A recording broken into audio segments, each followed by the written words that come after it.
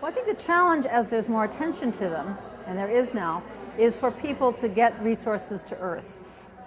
Everyone wants to work with the duty bearers, the police, the teachers, the judges, but we have to work directly with girls in communities. We have to have programs that are tangible and measurable, that have a goal at the level of the girl for changing her social, her health, her economic assets. So the challenge is to turn this energy into something very concrete and tangible. I like to say, show me the map, show me the girls, tell me where they'll be at time 1, and after you do your work, if it's successful, where they'll be at time 2.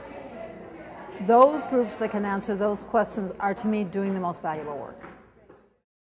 They're facing many challenges. I think one from the point of view of this conference and what I've heard this morning, and I think, one of a critical issue is the lack of evidence about adolescent girls as a specific group of people. They're neither children nor they are adult, and I think we really lack a lot of evidence on what their issues are now.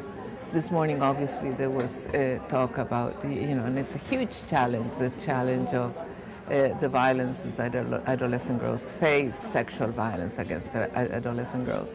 My feeling is that probably this has been a challenge for a very long time, but that we did not realize it.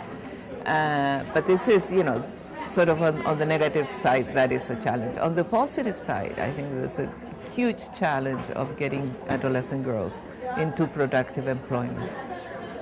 I think it's so multifaceted. It's going to be the economic access to livelihood.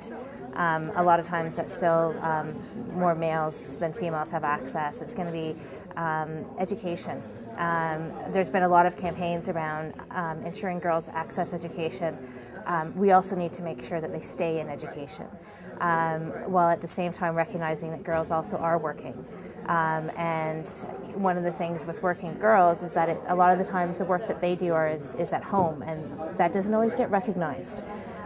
So how can we, bring all these pieces together to work with girls themselves to realize their rights? And it's, there's been a focus on girls, and it's interesting now to see, this conference talk specifically about adolescent girls and the transition between the two, because that is an area that we do need to be focusing on. I think it's about being heard, being able to have their voices heard everywhere. They are not really, people don't ask them what they want, what they need.